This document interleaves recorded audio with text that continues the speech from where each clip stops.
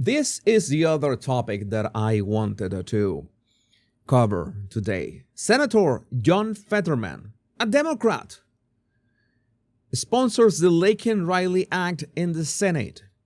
Fetterman is the first Senate Democrat to sponsor it. And what is the Laken-Riley Act? This bill will ensure detention and deportations of criminal aliens before they can commit heinous crimes like what happened to Laken-Riley. And you would say, you want to ask the question. I'm going to ask the question for you. How come there are people, demon rats,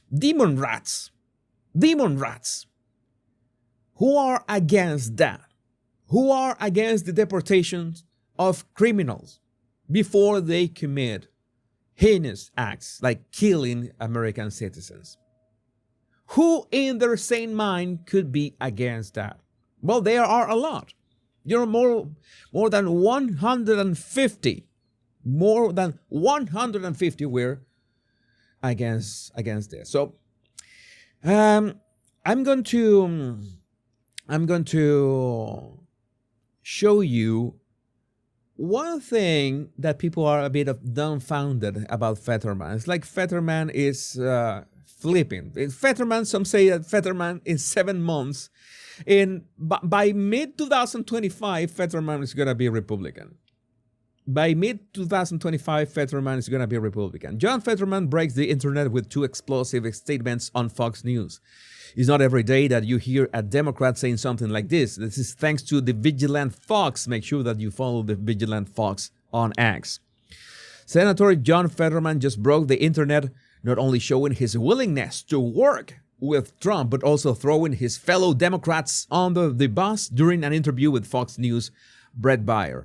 First, in a move that surprised many, Fetterman announced he would vote yes on several of Trump's cabinet picks. Names like Marco Rubio, Elise Stefanik, Sean Duffy, and Brooke Rollins are already on his list, and he's even open to consider RFK Jr. and Tulsi Gabbard. All right, that's just awesome. I'm open to hear from everyone, and I don't know why that's controversial.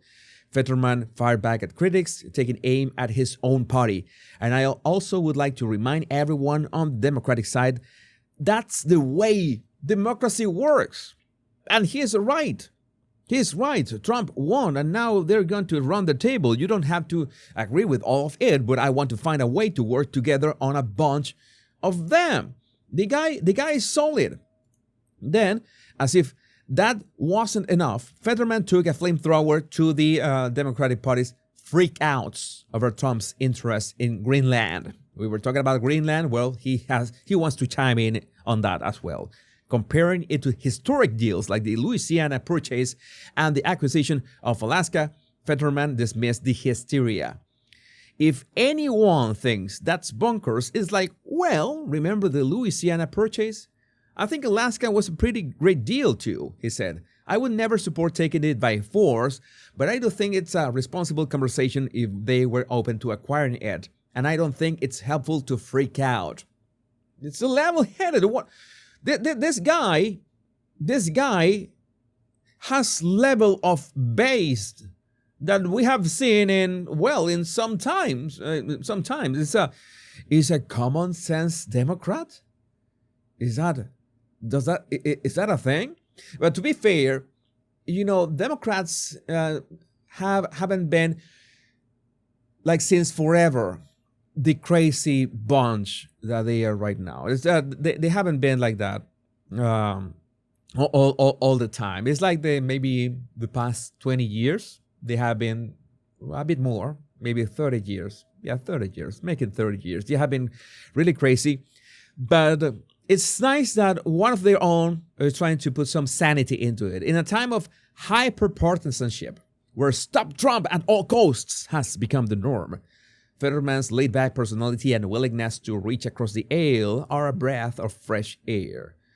Relentlessly critiquing every move Trump makes is simply because Trump is a losing strategy for Democrats and for the country. That's what I've told you. You have to separate the policies, the opinions, the moves, the actions from the person. If maybe somebody you like does something that is wrong and outrageous, you have to call them out for that. Hey, you are doing this. This is crazy. This is wrong.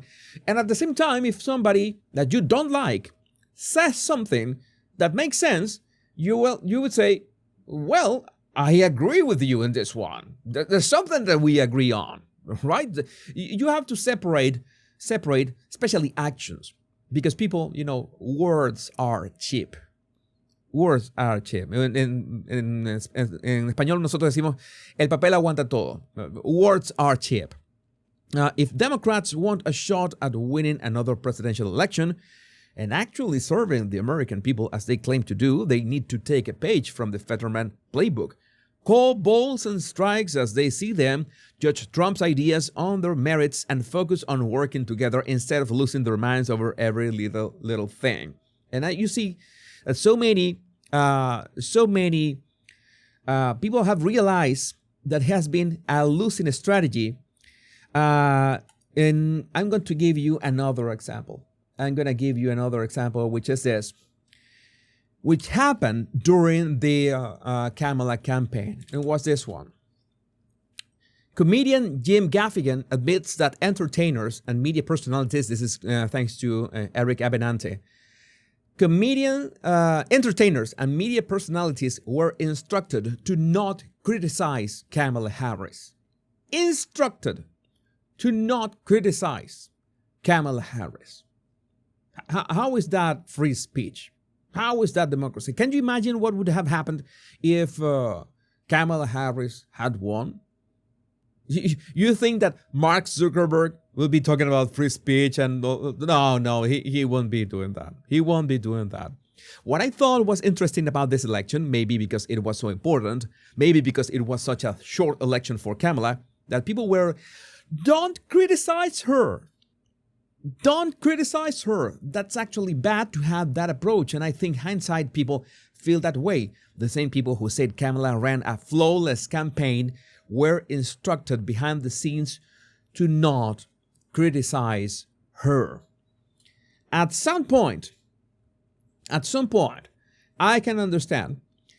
This is something that I lived myself, and I have lived by proxy since I left Venezuela. This is how the left and the right work in so many ways. And I wouldn't say the left and the right. Let's say progressives versus conservatives. And let's not even say conservatives. Let's say Chavistas against not Chavistas.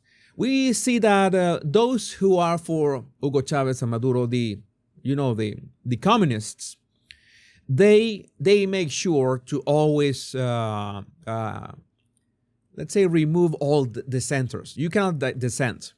You cannot have another opinion. You cannot criticize what Maduro does. You cannot criticize what Hugo Chavez did. They will always act this way. This will act in this, communist way, like ants. On the other hand, if I don't want to be like that. I want people to I want to win people by common sense. But winning people by common sense means that you have to battle with ideas.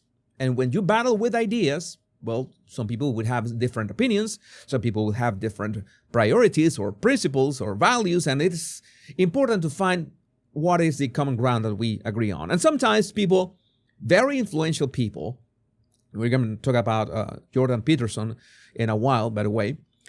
Very influential people are going to, I don't agree with this, and they're going to be criticized. Oh, how can you attack if we don't form a unified front?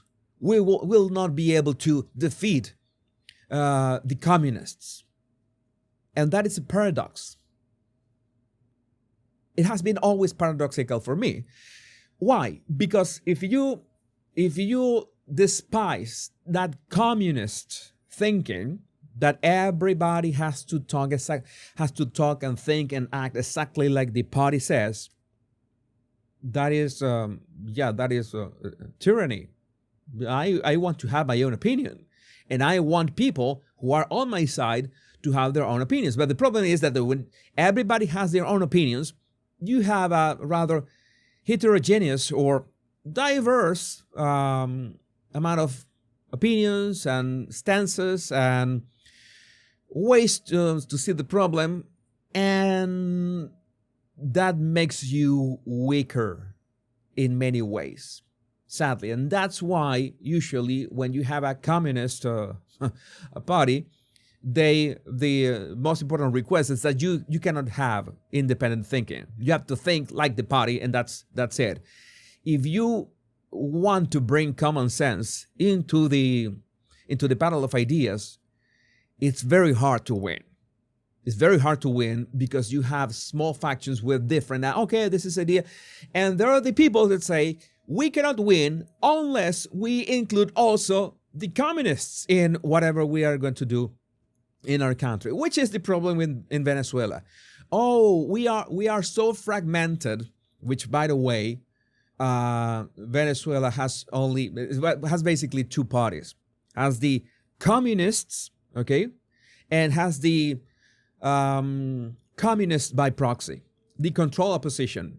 So, let's say 95% of our politicians are in the game, are in this. We are really F up.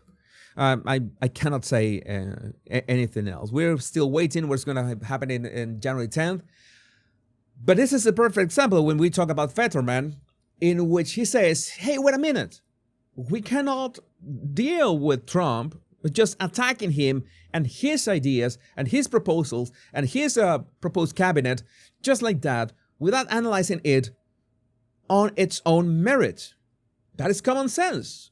Again, but the problem is that Democrats don't work like that way. My question is, do you think that Democrats are going to realize their mistakes and go back to common sense at some point? Because if they don't, they will keep on losing. I have no problem with that. I want the common sense party, whichever it is, to win, because the common sense is what makes society go forward, makes America great again. Everything. Yeah, Technofrog is complicated in Venezuela, very complicated. It's not black and white. There are too many snakes, and too many snakes out there. I'm not going to. I prefer to not express my opinions until at least after January 15. Let's see what happens. But I would love to know what you think about this in the comments. So the live chat is light up. Why are you talking about betting?